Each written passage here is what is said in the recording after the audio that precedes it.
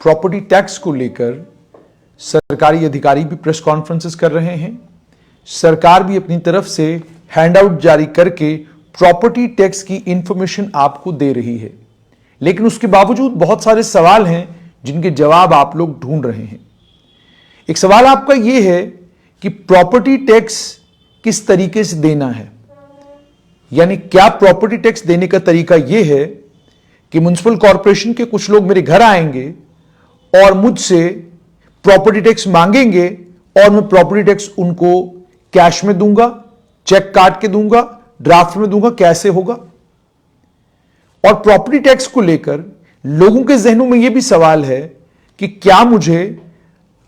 मैंने जो अपने घर के सामने छोटा सा गार्डन बनाया है, क्या उसका प्रॉपर्टी टैक्स मुझे, लॉन का प्रॉपर्टी टैक्स भी मुझे देना है, स्टेयरकेस का प्रॉपर्टी टैक्स मुझे देना है? और उसके बाद लोगों के जहनों में यह भी सवाल है कि हमने अगर किराएदार रखा है अपने घर में, तो किराएदार जिस हमारे पोर्शन में रह रहा है उसका प्रॉपर्टी टैक्स भी मालिक मकान पे करेगा या किराएदार पे करेगा? क्या प्रॉपर्टी टैक्स को लेकर लोग यह भी जानना चाहते हैं कि देने का मोड क्या होगा, तरीका क्या होगा? और लोगों के जहनों में ज्यादा बड़ी परेशानी यह है कि शायद प्रॉपर्टी टैक्स लेने के लिए सरकार डंडा लेकर हमारे दरवाजे के घर पे आएगी और कहेगी जनाब प्रॉपर्टी टैक्स दो। जब हम जम्मू कश्मीर म्युनिसिपल कॉरपोरेशन के कानूनों की बात करते हैं, क्योंकि जाहिर सी बात है कानून से तमाम चीजें गवर्न होती हैं, तो कानून Jammu Kashmir municipal corporation act 2000 है और उसका सेक्शन 86 है। उस सेक्शन 86 में साफ तौर पर कहा गया है कि प्रॉपर्टी टैक्स जो है तमाम जमीनों पर, तमाम बिल्डिंग्स पर लगेगा, वैकेंट लैंड पर भी लगेगा, जितना भी म्युनिसिपल कॉरपोरेशन के एरिया में होगा, म्युनिसिपल काउंसिल या म्युनिसिपल कमेटी के एरिया में होगा। उसके बाद आपको कितना प्रॉपर्टी टैक्स लगेगा वो भी पता चल गया कि 5% आपका रेजिडेंशियल पे प्रॉपर्टी टैक्स है और 6% आपका रेजिडेंशियल, 6% आपका प्रॉपर्टी टैक्स जो है नॉन रेजिडेंशियल यानी कमर्शियल प्रॉपर्टीज के ऊपर है। लेकिन इसमें एक प्रावधान है, जो प्रावधान बाकी राज्यों में जिन प्रावधानों का इस्तेमाल सरकारों ने किया है। प्रावधान यह है कि सरकार अगर चाहे तो कुछ लोगों को एग्जेम्प्ट कर सकती है, कुछ कैटेगरीज को एग्जेम्प्ट कर सकती है, वो अगर सरकार चाहे तो कर सकती है। तो जम्मू कश्मीर के मामले में सरकार ने सरकारी जमीनों को, सरकारी बिल्डिंगों को प्रॉपर्टी टैक्स से एग्जेम्प्ट किया है, लेकिन कहा है कि उनसे हम सर्विस चार्ज लेंगे। अच्छा, लेकिन यहां पर यह बताना जरूरी है और सरकार भी इसका नोटिस ले सकती है कि प्रॉपर्टी टैक्स जम्मू कश्मीर में लागू करते वक्त सरकार को कुछ चीजों का ख्याल रखना जरूरी होगा। पहली बात तो ये, बहुत सारी प्रॉपर्टीज ऐसी हैं, बहुत सारे लोग ऐसे हैं जो घर में अकेले हैं, यानी माताजी पिताजी जम्मू में रह रहे हैं या कश्मीर में रह रहे हैं और बच्चे उनके विदेश में हैं, दिल्ली में हैं या कहीं बाहर हैं। तो उनको लेकर अगर आप देखेंगे बाकी प्रदेशों में प्रॉपर्टी टैक्स को लेकर उनको थोड़ा रिबेट ज्यादा है, यानी किसी प्रदेश में उन्हें 30% रिबेट दिया गया है, कहीं पर 20% रिबेट है, लेकिन उनको रिबेट है। इसी तरीके से फौज से जो लोग रिटायर हुए हैं या जिन लोगों ने देश के लिए कुर्बानी दी है या जिन लोगों के घरों से देश के लिए बच्चे शहीद हुए हैं, उनको लेकर सरकार को सोचना होगा, सरकार को उनके लिए भी कोई रास्ता निकालना होगा। उसके अलावा कई घर ऐसे भी मिलेंगे जो डेस्टिट्यूट हैं कि घर में अब कोई बचा ही नहीं, एक आदमी अकेला है और बहुत बड़ा मकान है और बहुत बड़े मकान के साथ में छोटी सी पेंशन आती है और उस छोटी सी पेंशन से उसका घर चलता है। तो सरकार को उसकी भी असेसमेंट करनी है कि क्या हम उनको कोई रिबेट दे सकते हैं, क्या हम उनको कोई छूट दे सकते हैं। बड़े सारे कारोबारी ऐसे हैं जिनके पास दुकानें जरूर हैं, दुकान के ऊपर सामान भी बहुत सारा है, लेकिन आज बिक्री उस लेवल की नहीं हो रही जिस लेवल की बिक्री पहले हुआ करती थी। उसको लेकर भी सरकार को सोचना है। यानी सरकार को इन तमाम चीजों को ध्यान में रखकर प्रॉपर्टी टैक्स की इंप्लीमेंटेशन जम्मू कश्मीर में करनी है। एक बात तो समझ ली जानी चाहिए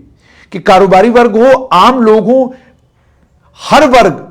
प्रॉपर्टी टैक्स को लेकर जो जानकारी उसके पास होनी चाहिए थी वो जानकारी अभी तक उसके पास पहुंची नहीं है। पहली इंपॉर्टेंट जानकारी,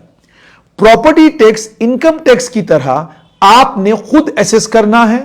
और आपने अपनी असेसमेंट खुद करके प्रॉपर्टी टैक्स भरना है। म्युनिसिपल कॉरपोरेशन का कोई आदमी आपके घर में आकर आपसे प्रॉपर्टी टैक्स वसूलने नहीं आएगा। प्रॉपर्टी टैक्स आपने अपनी प्रॉपर्टी की असेसमेंट खुद करनी है कि आपका स्क्वायर फीट का एरिया कितना है, और उस स्क्वायर फीट के एरिया के हिसाब से आपका प्रॉपर्टी टैक्स जो फॉर्मूला दिया है म्युनिसिपल कॉर्पोरेशन ने, उस फॉर्मूले के तहत आपने प्रॉपर्टी टैक्स की असेसमेंट करवानी है और असेसमेंट करवा के आपको प्रॉपर्टी टैक्स भरना है। यह पहली बात कि आपके घर में आकर कोई प्रॉपर्टी टैक्स आपसे भरवाएगा नहीं, आपको खुद भरना है इनकम टैक्स की तरह, जैसे आप इनकम टैक्स भरते हैं। फिर थोड़ा सा और आगे चलते हैं, ये भी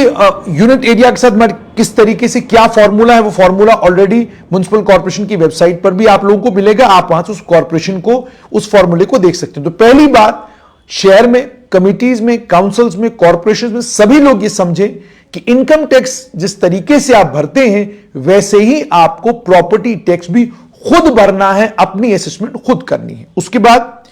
प्रॉपर्टी टैक्स, अगर आपकी सेल्फ ऑक्यूपाइड बिल्डिंग है जिसको आप रेजिडेंशियल पर्पस के लिए इस्तेमाल करते हैं, तो प्रॉपर्टी टैक्स कितना आपको देना है, उसे रिड्यूस किया जाएगा 25% उन बिल्डिंगों के केस में जो रेजिडेंशियल पर्पस के लिए इस्तेमाल की जा रही हैं, और ऐसी बिल्डिंग्स जो नॉन रेजिडेंशियल बिल्डिंग्स है जिन्हें गवर्नमेंट नोटिफाई करती है कॉर्पोरेशन की रिकमेंडेशन पर। यानी कॉर्पोरेशन के पास यह ताकत है कि कॉर्पोरेशन अगर चाहे, उनको पता चलता है कि कुछ ऐसी बिल्डिंग्स हैं जिनको रेजिडेंशियल पर्पस के लिए इस्तेमाल नहीं किया जा रहा है लेकिन सेल्फ ऑक्यूपाइड है, तो कॉर्पोरेशन की रिकमेंडेशन पर सरकार उन्हें नोटिफाई कर सकती है। उसके बाद जिस शख्स को भी प्रॉपर्टी टैक्स देना है उसे 2 इंस्टॉलमेंट्स में देना है, एक इंस्टॉलमेंट 30 मई से पहले पहले और दूसरी इंस्टॉलमेंट 30 नवंबर से पहले पहले। ये 2 इंस्टॉलमेंट्स में आपको प्रॉपर्टी टैक्स पे करना है, चाहे आपका 500 रुपया बनता है, साल का 1000 बनता है, 5000 बनता है, 6000 या 10000 बनता है। लेकिन अगर कोई भी मालिक,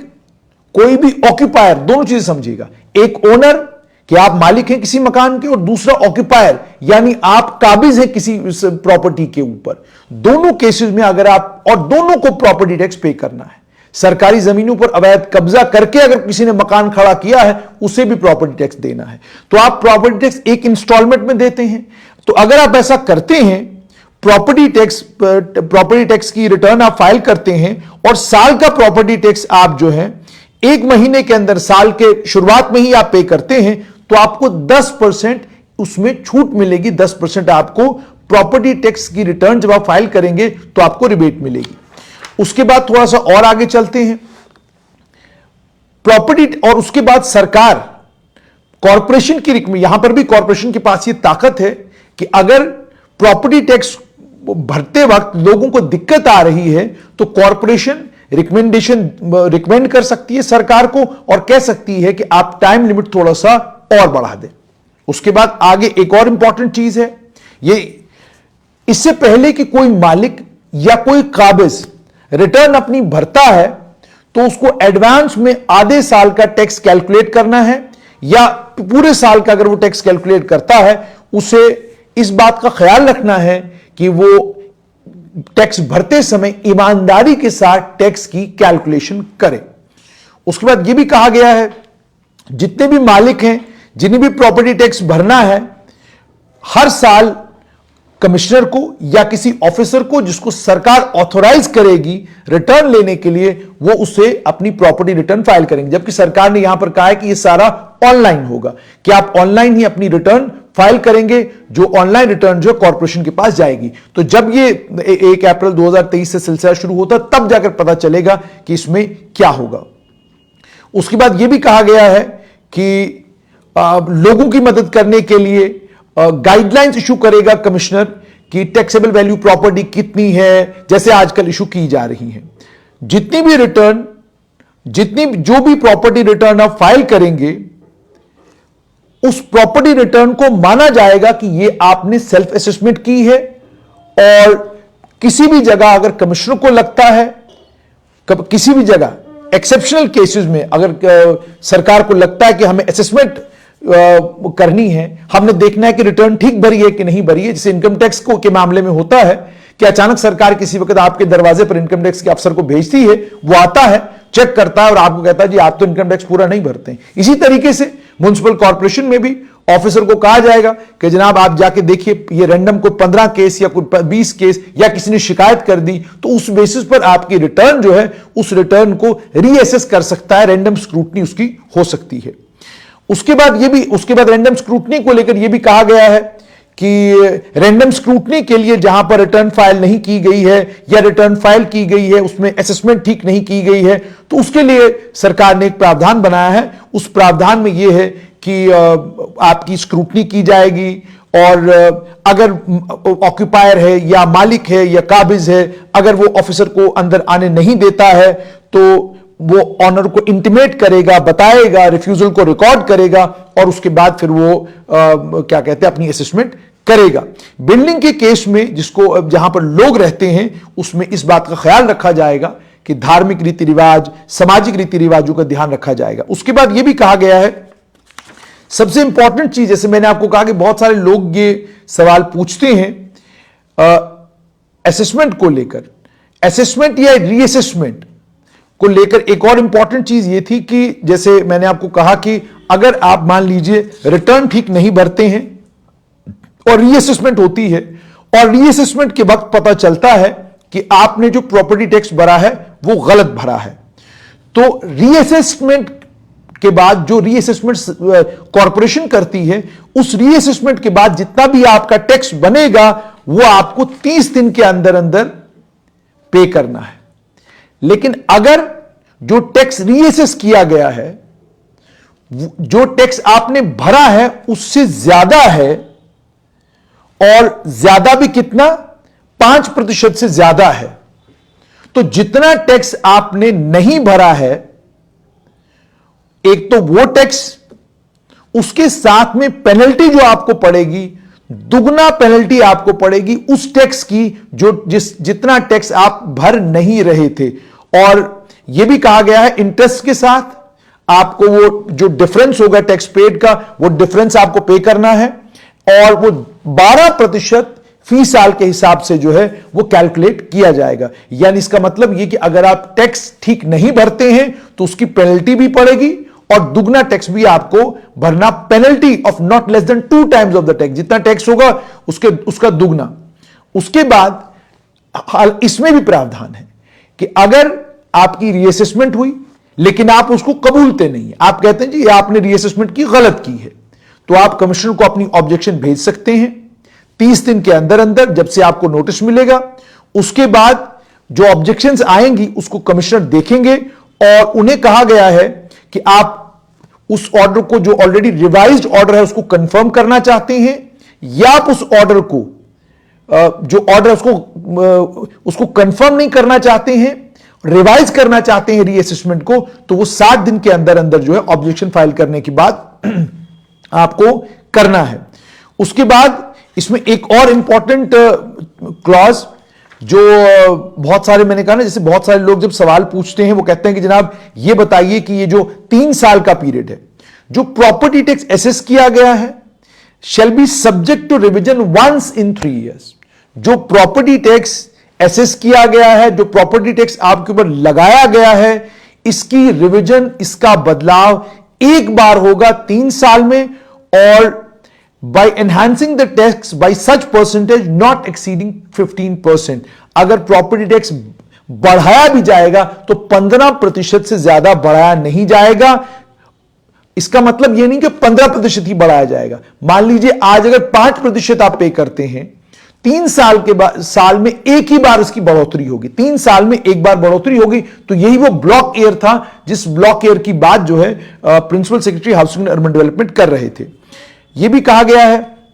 नॉन असेसमेंट जो प्रॉपर्टी टैक्स की है ब्लॉक पीरियड में 3 साल में, it shall not be applicable to a building which undergoes any addition. अब ये जो ब्लॉक है, जैसे मैंने आपको कहा कि प्रॉपर्टी टैक्स की असेसमेंट को लेकर मैंने आपको कहा कि इस 3 साल में एक ही बार इसमें बदलाव होगा, इसमें तब्दीली होगी। लेकिन प्रॉपर्टी टैक्स की नॉन असेसमेंट जो है इन 3 सालों में ये एप्लीकेबल नहीं होगा उस बिल्डिंग के ऊपर जिसके अंदर कोई बदलाव आता है, जो रेजिडेंशियल थी रेजिडेंशियल से कमर्शियल हो गई, यानी चेंज ऑफ यूज हो गया। बिल्डिंग के अंदर आपने कोई बदलाव किया, बिल्डिंग के अंदर आपने कोई तब्दीली की, अगर आप तब्दीली करते हैं, बदलाव करते हैं, यूज को चेंज करते हैं, तो आपको 6 महीने के अंदर अंदर अपनी बिल्डिंग कंप्लीट करने के बाद, ऑक्यूपाई करने के बाद इसकी जानकारी जो है वो कॉर्पोरेशन को देनी है। और उसके बाद ये भी, अगर प्रॉपर्टी टैक्स की रिवीजन सरकार किसी समय करना चाहे तो सरकार कर सकती है, लेकिन उसके लिए कारण बताना होगा कि आपने 3 साल से पहले पहले प्रॉपर्टी टैक्स की जो असेसमेंट है और जो प्रॉपर्टी टैक्स आप लगा रहे हैं, इसको आपने, कानून कहता है कि 3 साल में एक बार रिवाइज करना है,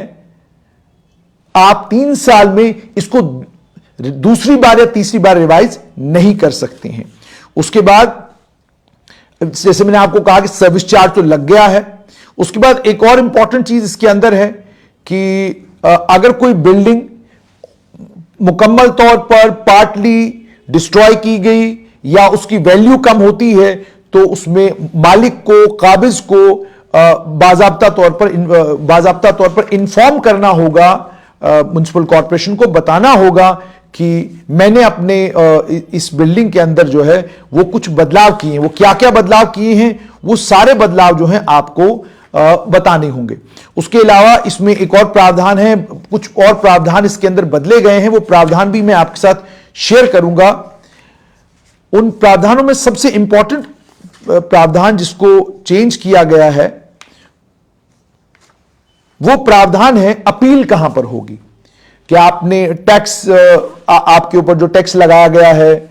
आपको रिफंड नहीं आया, तो ये सारी अपीलें जो हैं Jammu Kashmir property tax board के पास होंगी। प्रॉपर्टी टैक्स बोर्ड के पास जाकर आप अपील कर सकते हैं और प्रॉपर्टी टैक्स बोर्ड के पास जाकर आप कह सकते हैं कि मेरे साथ ज्यादती हुई है, या ये आप कह सकते हैं कि जनाब जो मेरा टैक्स एसेस किया गया है, ये टैक्स जो है ज्यादा एसेस किया गया है। इसमें एक और इंपॉर्टेंट चीज है,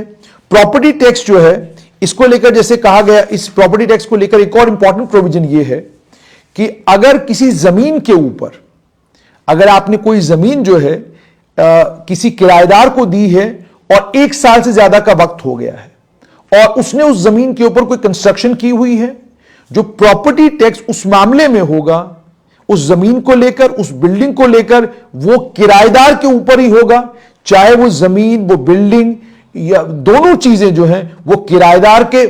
पास हैं या किराएदार ने आगे जो है किसी और के पास दे दिए। इसका मतलब साफ तौर पर यह कि अगर प्रॉपर्टी टैक्स को लेकर, टीनेंट को लेकर यह कहा गया, और टीनेंट भी कौन सा टीनेंट यह भी मैं आपको बताता हूं।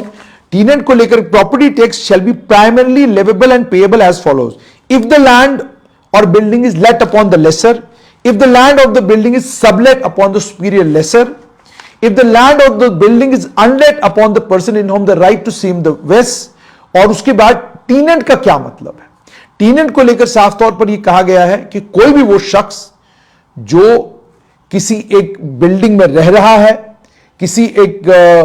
कोई टाइटल है जमीन का जिसको डिराइव कर रहा है कानूनी तौर पर या किसी और तरीके से, or assessment of any building to a tax under this act would not imply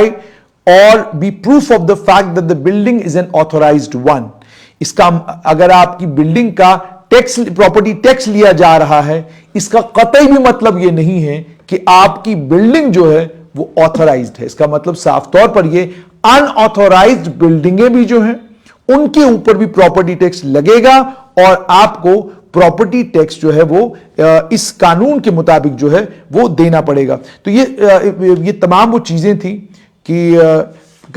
एक और चीज जैसे मैंने आपको कहा कि बहुत सारे लोगों ने ये भी कहा कि भाई अगर हमारे घर के सामने लॉन है तो क्या उसके ऊपर प्रॉपर्टी टैक्स लगेगा। तो मैंने कहीं पर सुना कि कहा यह गया है कि नहीं जी, लॉन के ऊपर प्रॉपर्टी टैक्स नहीं लगेगा, लेकिन कानून साफ तौर पर यह कहता है, कानून के अंदर कोई ऐसा प्रावधान मेरी नजर से नहीं गुजरा जिस प्रावधान को लेकर मैं ये कहूं कि वो जो कह रहे हैं वो बिल्कुल सही है। जब कानूनी प्रावधानों को आप देखते हैं तो जम्मू कश्मीर म्युनिसिपल एक्ट 2000 मेरे सामने है और जम्मू कश्मीर म्युनिसिपल एक्ट 2000 को जब मैं पढ़ता हूं तो यहां पर साफ तौर पर लिखा हुआ ऑफ ऑल लैंड्स और बिल्डिंग्स और vacant lands are both situated within the area. तो उसके बाद आई डोंट थिंक कि कोई उसमें गुंजाइश बाकी रहती है जहां पर यह कहा जाए कि जनाब लॉन मेरे सामने है, लॉन एग्जेम्प्टेड है तो बाकी बिल्डिंग का आपको जो है वो टैक्स पे करना है। इसीलिए मैंने आपको कहा था कि बहुत सारी चीजें हैं जो लोगों के जहनों में हैं,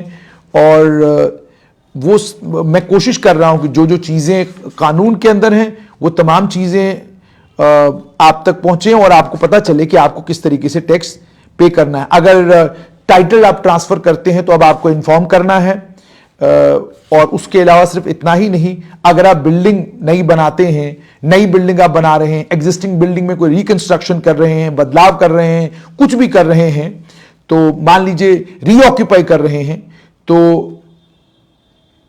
जो ऑलरेडी शख्स टैक्स दे रहा है उसे नोटिस देना है एग्जीक्यूटिव ऑफिसर को 15 दिन के अंदर अंदर, और उसे ये बोलना है कि जनाब पहले मैं इस बिल्डिंग में रह रहा था, अब मेरी जगह कोई और बिल्डिंग में आया है, आप क्या कहते हैं, अब ये जो प्रॉपर्टी टैक्स है आप उससे वसूलेंगे। तो उसके अलावा एक और इंपॉर्टेंट इंफॉर्मेशन है, वो ये है, कोई भी बिल्डिंग या किसी भी बिल्डिंग का कोई भी पोर्शन जिस पर टैक्स लगा हुआ है इस कानून के तहत, उससे अगर डिमोलिश किया जाता है या उसको रिमूव किया जाता है एग्जीक्यूटिव ऑफिसर के ऑर्डर के बगैर, तो उसके बाद टैक्स पे करने की जो the person primary liable for the payment of tax shall give notice thereof in writing to the executive officer. तो उन एग्जीक्यूटिव ऑफिसर को नोटिस देकर बताना पड़ेगा कि जनाब अब इस जगह का टैक्स जो है वो मैं पे करूंगा। तो उसके अलावा जब टैक्सेस की हम बात करते हैं लैंड के ऊपर, बिल्डिंग्स के ऊपर, तो उसको लेकर भी साफ तौर पर क्लैरिटी के साथ इस कानून में बताया गया है कि जो खाली जमीनें हैं उसके ऊपर भी आपको टैक्स देना पड़ेगा। लेकिन कौन सी खाली जमीनें, वो जब आप कानून के अंदर पढ़ते हैं तो आपको पता चलता है कि वैकेंट लैंड के ऊपर भी प्रॉपर्टी टैक्स देना पड़ेगा। तो साफ तौर पर ये कि प्रॉपर्टी टैक्स को लेकर आप जम्मू कश्मीर म्युनिसिपल एक्ट 2000 पढ़ें या Jammu Kashmir municipal corporation act 2000 पढ़ें, दोनों कानूनों को जब आप पढ़ेंगे तो कानून पढ़ने के बाद आपको समझ में आएगा कि कानून बिल्कुल इस मामले में साफ है कि किसे टैक्स देना है, किसे टैक्स नहीं देना है। एक घर में अगर 3 लोग 3 फ्लोर्स पर रहते हैं, तो अगर वो बिल्डिंग 3 लोगों में बटी हुई है तो जाहिर सी बात है 3 लोगों को अपना अपना प्रॉपर्टी टैक्स पे करना है। ये नहीं है कि 3 लोग एक बिल्डिंग में रहते हैं तो एक ही आदमी को प्रॉपर्टी टैक्स पे करना है। तो दूसरा ये सबसे इंपॉर्टेंट कि प्रॉपर्टी टैक्स के मामले में इनकम टैक्स की तरह आपको ये टैक्स खुद भरना है। इस टैक्स के लिए आपके दरवाजे पर म्युनिसिपैलिटी का कोई ऑफिसर या कॉर्पोरेशन का, कमिटी का या काउंसिल का कोई ऑफिसर नहीं आएगा, यह आपको खुद पे करना है। लेकिन अगर आपकी असेसमेंट गलत होगी तो कॉर्पोरेशन आपके दरवाजे पर दस्तक देगी।